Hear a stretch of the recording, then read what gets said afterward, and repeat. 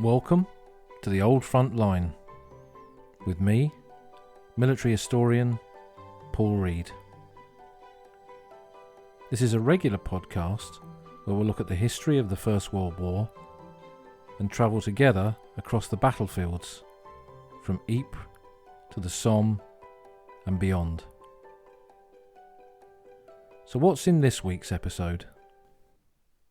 This week we begin the first of our walks on some forgotten battlefields of the First World War. And we'll start in northern France at the village of Richebourg.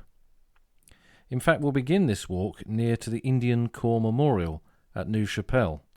That's a visit for another day. But this memorial sits on a crossroads. To the east is the village of Neuve-Chapelle itself. To the north, the road continues to Esters. To the south, down towards Le Basset. And to the west, it runs through Richebourg. Richebourg is in many respects two villages. One on the so-called Rue de Boar, Wood Street. That's the street we're going to walk down shortly. And one just to the north of that, Richebourg-Saint-Vaast, which is the main village of Richebourg itself. The road that we're going to take was used in October 1914 by the men of the British Expeditionary Force, the BEF, the old Contemptibles, to march down to take part in the Battle of Le Basset. They detrained at Bethune, having come up from the Aisne and the Marne, where they'd taken part in the fighting there in September and October of 1914, and then moved along this road to go up over the Albers Ridge to confront the advance of the German army in the race to the sea in that autumn of 1914. In 1915, armoured cars went up and down this road in fire support for the attacks on the Albers Ridge and in some of the lesser-known battles of the First World War. And by 1916, it was all part of the infrastructure behind the British front line in this sector of the Western Front. Now, I have to confess that this is not the most ideal road to walk down. It's a bit of a rat run from Bethune to the villages in this outlying area, but walk it, nevertheless, we will. And about half a mile down, a little track will go off on the left-hand side in between two modern houses. And we'll take this track and walk out towards the fields. It goes through a little wooded area first. There's often a bit of a pile of rubble on the left-hand side, and amongst that are some of the detritus of war, the occasional shell, the old water bottle I've seen here over the years. In the spring months, birds nest in the trees and the hedgerows here. And all year round, you can often hear the skylarks high above these fields.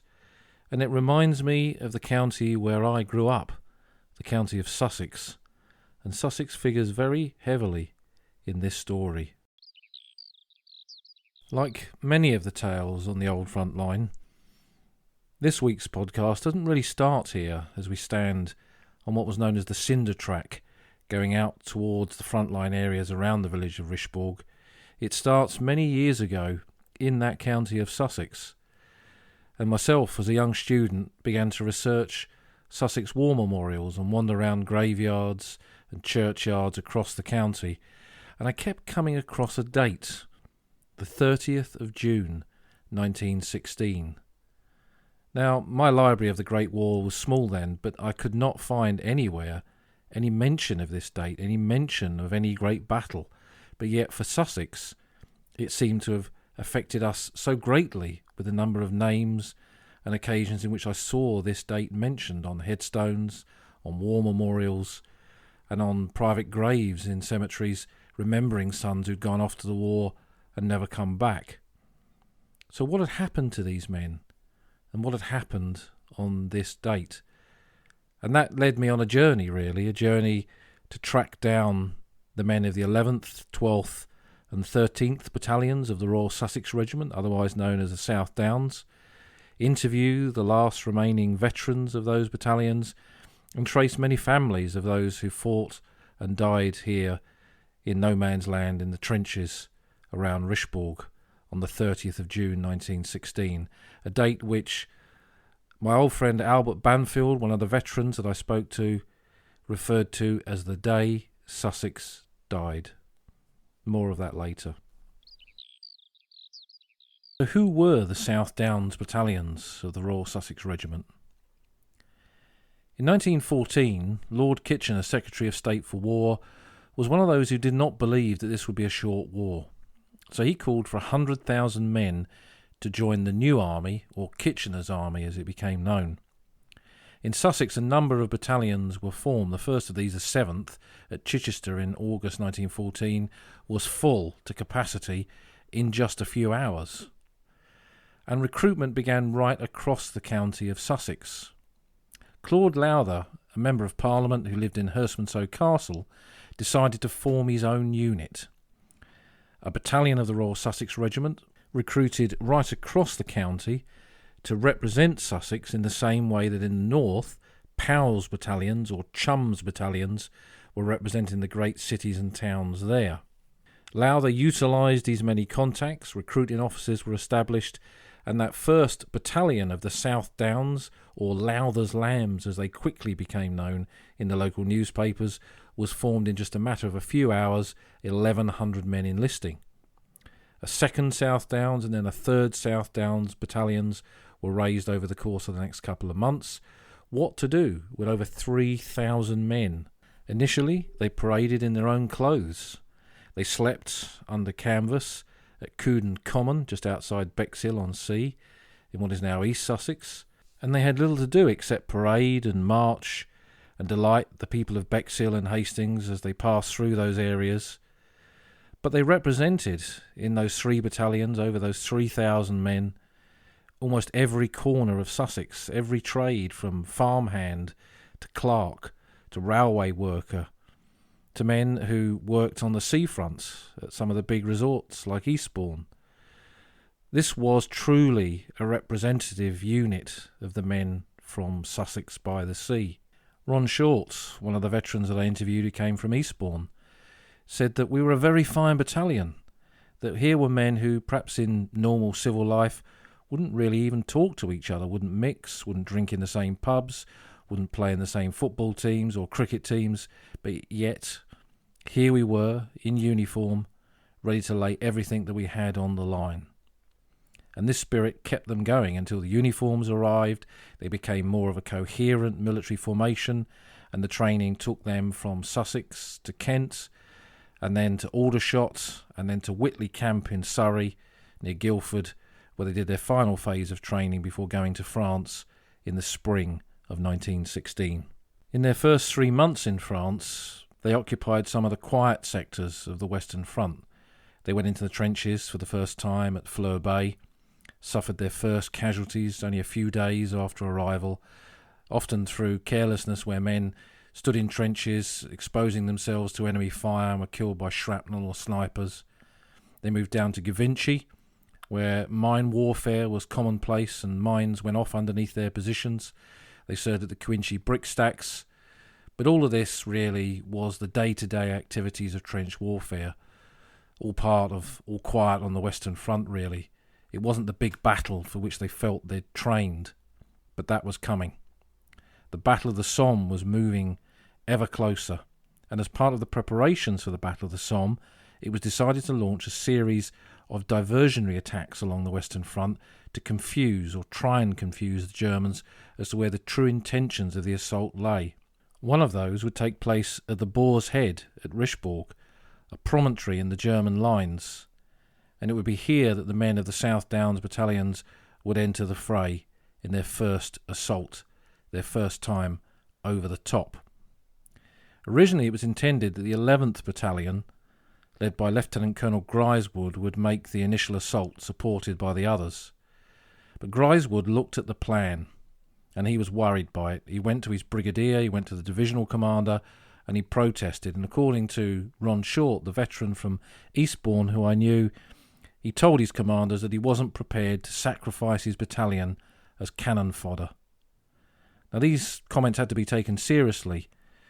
Griswood was bowler-hatted, Stellenbosch, sent home. His battalion was relegated to a support role, and the assault thereafter would be led by the 12th and 13th Battalions.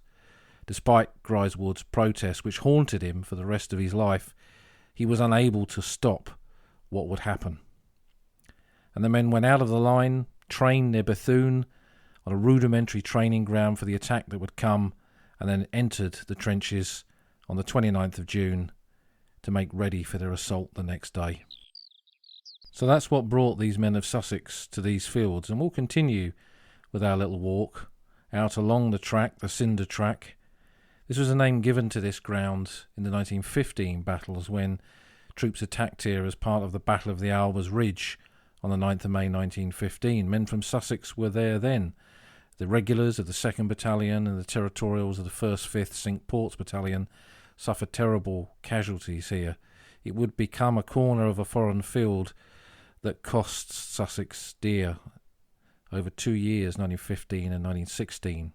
And as we walk past the fenced-off areas of pasture on our right, we come to the flat fields around Richebourg. There's no rising ground here, there's no hills, there's no promontories, except across to our left we can see the gradual slopes of the Albers Ridge, no more than tens of metres above sea level. Here it's all flat and there are lots of drainage ditches. The trenches here were a mixture of trenches dug into the ground and what were called breastworks, which were positions built up above ground level, big earthen banks with sandbags. In the early years of the war they were too thin and high velocity bullets could pass through them, so they got thicker and thicker, and the men sheltered behind these as part of their defences in this area. On the 29th of June, the Southdowns moved up through the communication trenches here, and the two attacking battalions, the 12th and the 13th Royal Sussex, the 2nd and the 3rd Southdowns battalions, in which were men from literally every corner of Sussex. And here in those trenches, these men thought of home, of the pier at Bognor, of the rolling downs above Brighton, of the seafront at Eastbourne, of the fishing fleet at Hastings, of the fields and the copses and the lanes across every part of Sussex. But now was their destiny. At 3:05 on that morning of the 30th of June 1916, the whistles blew, and the men went over in waves. It was said that it would be a walkover, but the bombardment had been ineffective. The German trenches were hardly damaged, and the bulk of the German garrison had survived. Albert Banfield remembered that as soon as they entered no man's land, the machine guns began to play their merry hell on the lines of men that moved forward. And in no man's land, some of these ditches offered obstacles to the advance, and parties of men had been issued with duckboarding material to lay across it to enable bridges so that the men could pass more easily. But these became some of the first targets for the German machine gunners, and men and their bridges toppled into these ditches. Others tried to scramble across, and the machine guns swept the banks of the ditches, so that very soon they became full of the dead, the dying and the wounded of the Southdowns battalions. Very quickly these assaults melted away, and it would be a foretaste really of what would happen 24 hours later on the Somme battlefields further to the south. Near to that promontory in the line itself, the Boar's Head, men from the 12th Battalion got into the German trenches. All of the companies and platoons went forward led by their officers, so casualties amongst the officers were very, very heavy indeed. And it was then down to the sergeants, the NCOs, the non-commissioned officers, or the warrant officers to take charge of the men that were left. One of these was Company Sergeant Major Nelson Victor Carter. Carter was a mighty man in every respect. He was over 6 feet tall. He'd served as a regular soldier before the war in the artillery. He had tattoos of Buffalo Bill on both his forearms. On the outbreak of war in 1914, he was commissionaire of the very first cinema in the Old Town in Eastbourne. He knew Lowther, who personally invited him to join the battalion, and he was one of the first to enlist. His regimental number was SD4. All of the original soldiers in the Southdowns battalions were given the SD prefix, and with the number 4 you can see that he was one of the very first to join up. Originally in the 11th Battalion, he became Company Sergeant Major to A Company of the 12th Battalion. And as he led his men across no man's land at Richebourg, the officers began to fall around him. So he took the initiative. He led the men forward and into the German trenches at a point in which the bombardment had actually done its job, the wire was cut, and an entry into those trenches was possible. Armed only with a pistol, He took out a German machine gun team, then turned the machine gun on the Germans themselves, giving fire support to his men. He led a party down one of the trenches into the German second line, and after a while it soon became apparent that this position was untenable, so a decision was made to withdraw. And during that withdrawal, Carter went out into no man's land, made sure the men got back, and given his physique and his physical strength, he was very prominent indeed in making sure that the wounded were recovered as well. He was seen on many occasions personally picking up wounded soldiers, pulling them over his back or cradling them in his arms and bringing them back to the British trenches before returning to no man's land to find more wounded soldiers. And just as they thought they'd recovered everybody, a voice called out of a young man that he'd known from Eastbourne, and he couldn't refuse his call. So Nelson Carter went out one more time, picked him up, and just as he got to the British trenches, a single shot rang out, and Carter was killed instantly. For his bravery that day, he was awarded a posthumous Victoria Cross. A married man, he left behind a family in Eastbourne, including his daughter Jessie.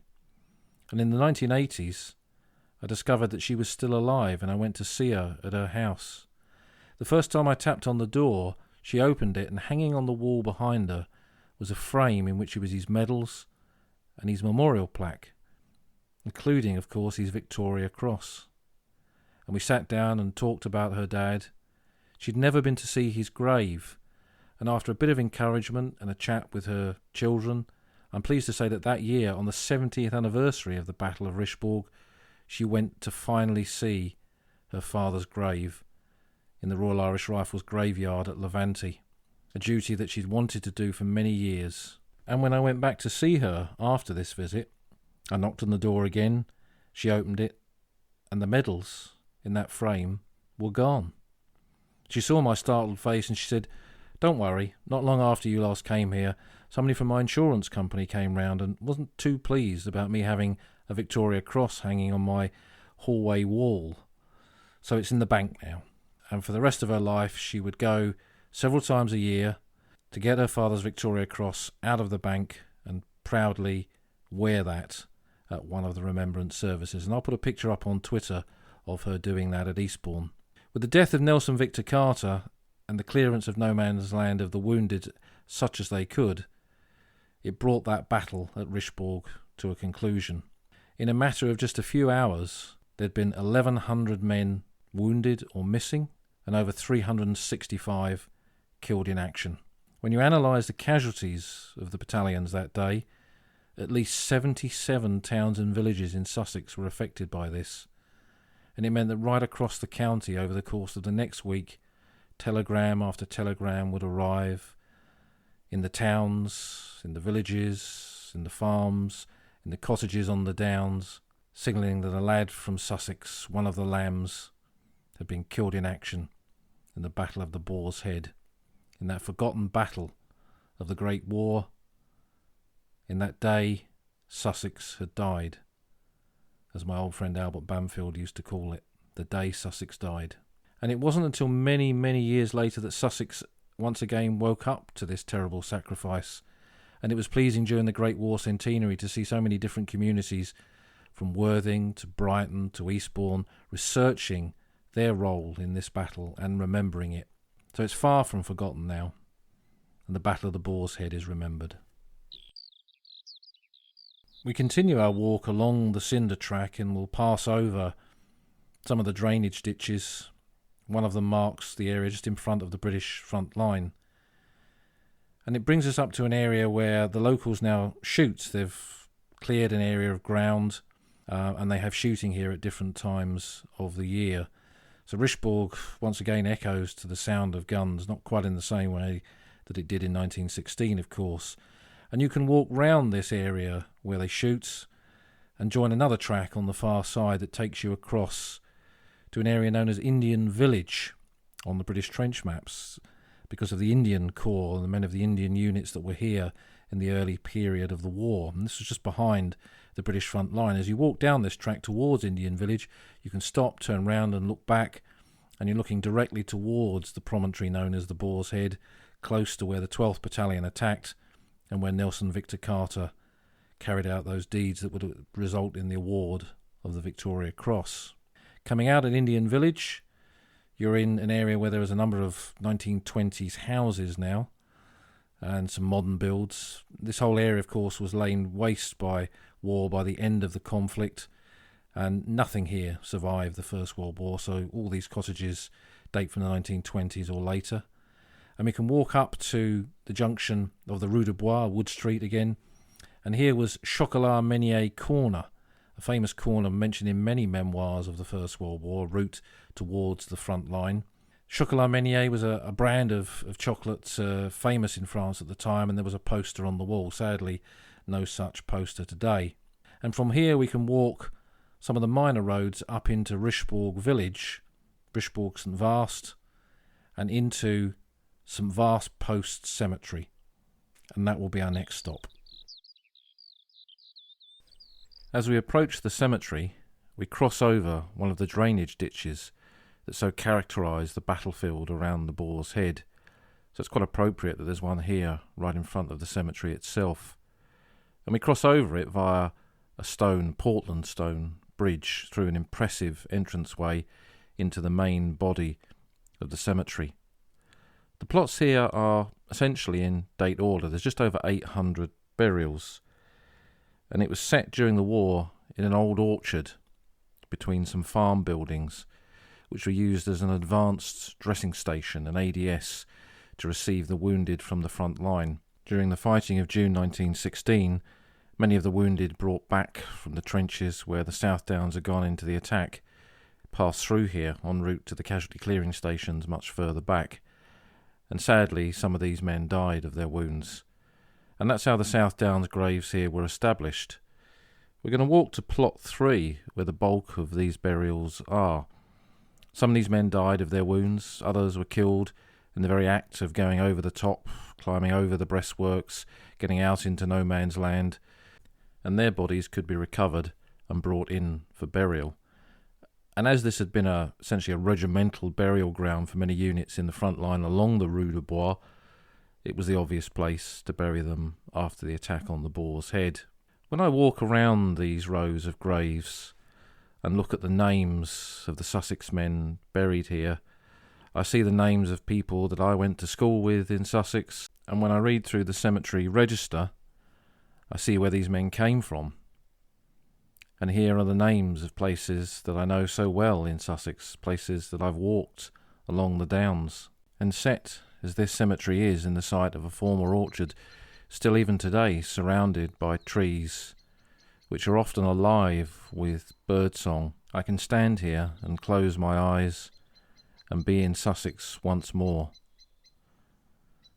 I brought with me for them, in many respects, a little bit of home, my own memories of the county they knew so well, the county that they enlisted to fight for, their home, Sussex, by the sea.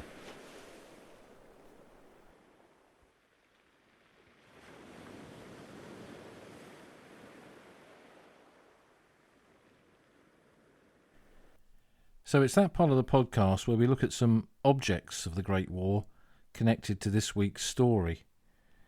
And I've got a little collection of things this week because over those many decades of following the Southdowns, whether it's in Sussex or on the battlefields of the Great War, I've picked up quite a few little objects connected to their history. And I've got a few of them to share with you now. I've got 2 dog tags here. One, the official dog tag, the red fibre tag that was issued to soldiers, and this was worn round the neck of Bob Lightfoot of the 13th Battalion of the Royal Sussex Regiment, the 3rd Southdowns, when he was wounded that day. His wounds were serious enough to get him down through to the advanced dressing station, beyond to the casualty clearing station, to a base hospital, and back to Blighty, back to England. But sadly, the wounds proved fatal, and he died of his wounds at home. And this is one of the last little souvenirs of his life, connecting him to that day in the fields around Richebourg. I have the other type of identity disc with me as well, the private purchase one, which many soldiers bought, and this one, also carried into battle that day on the 30th of June, belonged to Fred Watts, an Eastbourne lad who served in the 12th Battalion, the 2nd Southdowns. he was in the same company as Company Sergeant Major Nelson Victor Carter, and this was worn round his wrist in that attack at Richebourg that day. I've also got 2 medals, and sadly only the victory medals. The war medals, I suspect, were melted down. I bought these many, many years ago in a junk shop in Brighton, and they commemorate the Blaker brothers from Worthing, Fred and Leonard Blaker, who were killed on the 30th of June 1916, one in the 12th Battalion, one in the 13th. They were one of about a dozen pairs of brothers that were killed that day. One family lost 3 sons, also from Worthing, like these lads. The tremendous sacrifice that some families made in the Great War is absolutely incredible at times, and when we look back over more than a century now, it's hard for us really to understand the true scale of that loss. And Sussex, just like every other county in Britain, responded with its war memorials, and these men are named on the memorial in Worthing, a beautiful bronze figure of a British soldier listing the men from the town who died between 1914 and 1918. I've also got a field postcard here that belonged to Private Smith from Brighton, and it's one that he sent home to his family in Brighton during his incarceration at a German prisoner of war camp. He was captured at Richebourg. He was one of about 100 men taken prisoner there. Some of the wounded were left behind in the German trenches, of which I suspect he was one.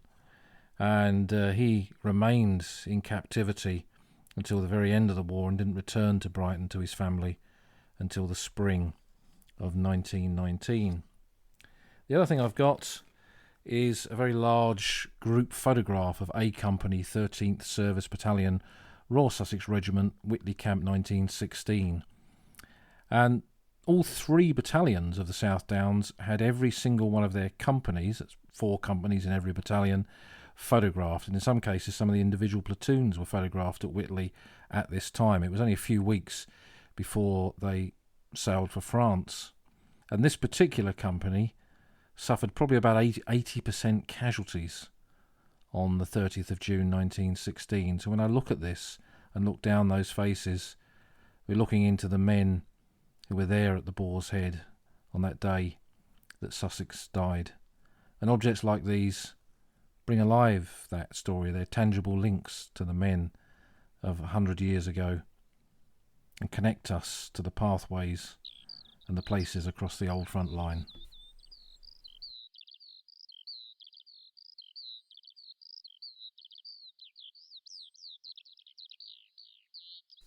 Well, that's it for another episode. As I mentioned earlier, the first in our Forgotten Battlefields of the Great War series, and we'll return to some more. Next week, the podcast goes out on Saturday because that's the 25th of April, Anzac Day, the anniversary of the landings at Gallipoli. And you'll be able to join me then for a walk down to W Beach and a little chat about the Gallipoli battlefields. But for this week, I'll put some photographs of the objects we discussed on Twitter, and you'll find them using the hashtag OldFrontline on my Twitter feed at Somcore. So that's it. See you next time.